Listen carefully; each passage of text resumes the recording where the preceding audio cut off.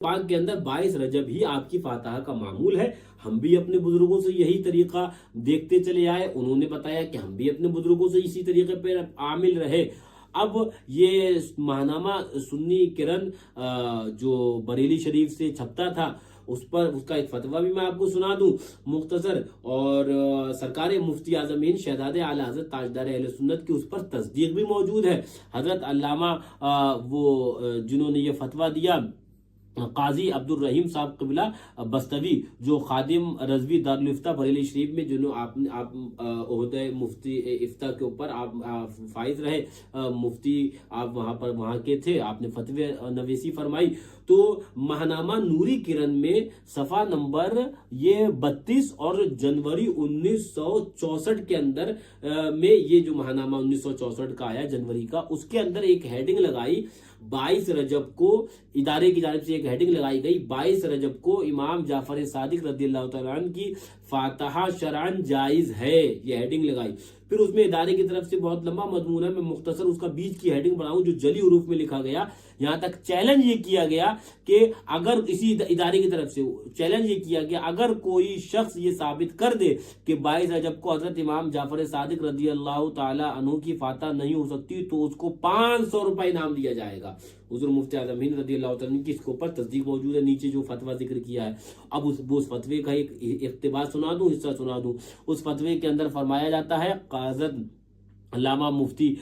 قاضی عبد الرحیم صاحب قبلہ علیہ رحمہ, ان کا یہ فتویٰ ہے. فرماتے ہیں کہ 22 رجب, پور تفصیلی فتویٰ اس کا آگے کا اقتباس بتا رہا ہوں, کہ 22 رجب کو امام جعفر صادق رحمۃ اللہ تعالی علیہ کی فاتحہ کرانا شرعاً جائز ہے, اور دوسرے بزرگوں کی بھی فاتحہ دلانا جائز ہے, کہ اصل جائز ہے اور باعث نفع و ثواب ہے. اس کے اوپر حضرت شہزادہ اعلی حضرت حضور مفتی اعظم ہند کا الجواب صحیح کے طور پر آپ کی تصدیق موجود ہے. اس کے نیچے لکھا ہوا فقیر مصطفیٰ رضا قادری غفر لہو, اور پھر مہر ہے. تو یہ ہمارے بزرگوں کا معمول رہا ہے, اور یہ سارے ہمارے اطراف کے اندر اب کچھ نادان لوگ جو 22 اور اس کے اندر وہ 15 کے اندر, اچھا اس کے اندر جو سرکار مفتی اعظم ہند رضی اللہ عنہ کا جس پہ تصدیق موجود ہے, اور جو آپ کے زمانے میں شائع ہوا نوری قرآن بریلی شریف سے, اس کا جو پہلی لہر سنا دوں میں آپ کو, وہ بہت اہم ہے. فرماتے ہیں کہ نوری کرن کا پہلی لائن ہے کہ وہابیہ جو ایصال ثواب کے منکر ہیں, اب اہل سنت کو فریب دینے کے لیے یہ طریقہ اختیار کرتے ہیں کہ 22 رجب حضرت امام جعفر صادق رضی اللہ تعالیٰ کی نہ تاریخ ولادت ہے نہ تاریخ وفات, لہذا اس تاریخ پر فاتحہ ہی ناجائز ہے. مسلمان اس فریب میں نہ آئیں. پتہ کیا چلا, یہ 22 رجب کی فاتحہ سے ہٹانا, حضرت امام جعفر صادق رضی اللہ عنہ کی جو کونوں کی فاتحہ 22 رجب کو ہوتی ہے اس سے ہٹانا, یہ کس کا طریقہ تھا؟ یہ وہابیوں کا طریقہ تھا. آج کچھ اہل سنت اور مولوی کہلانے والے اپنے آپ کو متقی اعظم وہ روش اختیار کر رہے ہیں جو وہابیوں کی ہے. دیکھیے پھر سے سرکار مفتی اعظم ہند سے شہزادہ اعلی حضرت رضی اللہ تعالیٰ کی زندگی میں جو رسالہ شائع ہوا, جس پر آپ کی تصدیق موجود ہے, اس کے اندر کیا لکھا ہوا ہے؟ فرماتے ہیں اس میں لکھا ہوا ہے کہ وہابیہ جو ایصال ثواب کے منکر ہیں, اب اہل سنت کو فریب دینے کے لیے یہ طریقہ اختیار کرتے ہیں کہ 22 رجب کو امام جعفر صادق رضی اللہ تعالیٰ کی نہ تاریخ ولادت ہے نہ تاریخ وفات, لہذا اس تاریخ میں پر فاتحہ ہی ناجائز ہے. مسلمان اس فریب میں نہ آئے. تو آج جو کام وہابیوں کا تھا وہ اپنے آپ کو سنی کہلانے والے مولوی کر رہے ہیں. بات یہی ہے کہ علماء سے دوری ہے, اور یہ خالی اس کے اندر نہیں, میں تو اکثر وہ بھی کہتا ہوں سرکار مفتی اعظم ہند رضی اللہ عنہ کا شعر, سنگ درے جانا پر کرتا ہوں جبھی سائیں سجدہ نہ سمجھ نجدی. سرکار مفتی اعظم فرمانا سجدہ سمجھنا نجدی کا کام تھا, تو آج وہ سنی سجدہ سمجھا ہوا. بہرحال وہ ایک الگ موضوع ہے, وہ تفصیلی موضوع کبھی ہوگا وقت انشاءاللہ اس پر کلام بھی کریں گے. تو اپنے لیے تو یہ ہے کہ تیرے غلاموں کا نقش قدم ہے راہ خدا, وہ کیا بہک سکے جو یہ سراغ لے کے چلے. اپنے اکابر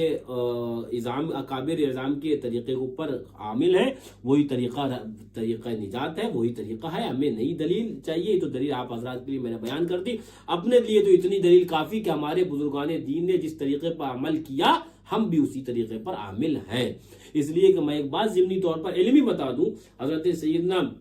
وہ کتاب فقہ حنفی کی معتبر ہدایہ کے اندر ذکر کیا گیا ہے کہ کبوتر اور غالباً گوریا کا بھی ذکر ہے کہ اس کی بیٹ پاک ہے، ہدایہ کے اندر ذکر کیا، اس کو اوپر پھر انہوں نے تفصیل کری، صاحب ہدایہ کا دعویٰ قرآن و حدیث سے مسئلے کو ثابت کرتے ہیں، پھر دلیل نقلی کے علاوہ دلیل عقلی سے بھی ثابت کرتے ہیں۔ تو اس کے اندر ہدایہ کے اندر حضرت صاحب ہدایہ کہتے ہیں کہ جو کبوتر اور گوریا کی جو بیٹ پاک ہے، کیوں؟ تو دلیل لاتے ہیں کہ اس لیے کہ صحابہ کرام کے دور کے اندر مسجد نبوی کے اندر یہ رہتے تھے پرندے، اور وہاں پر بیٹ ہوتی تھی، مسجد کو پاک کرنے کا حکم ہے، اگر ان کا بیٹ ناپاک ہوتا تو صحابہ کرام ضرور ان کو وہاں سے نکالتے اور مسجد کو ناپاک نہیں ہونے دیتے، صرف تو ان کا عمل دلیل مان لیا گیا۔ تو ہمارے لیے تو بزرگوں کا عمل خالی قابل عمل نہیں ہے، بلکہ بزرگوں کا عمل ہمارے لیے تو حجت ہے۔ یا صاحب ہدایہ نے ہمیں یہ بھی درس دے دیا کہ صحابہ کرام کا جو ہم نے عمل دیکھ لیا، ہم نے دلیل اس کو ہم نے یہ ثابت مان لیا کہ کبوتر کا بیٹ ہی پاک ہے، انہوں نے یہ دلیل مان لی۔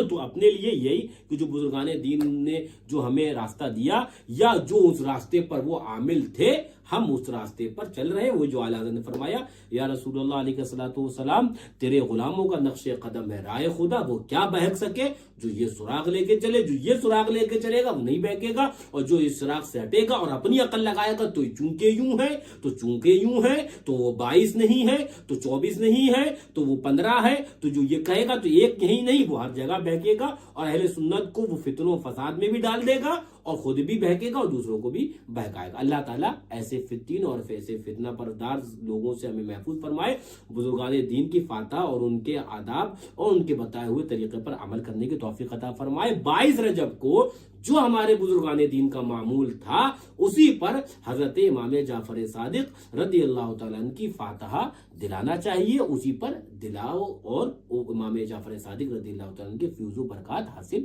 انہی دن جو ہمارے بزرگان دین نے رکھے ہیں انہی دن حاصل ہوں گے انشاءاللہ تعالیٰ۔ باقی تو جس دن جو چاہیں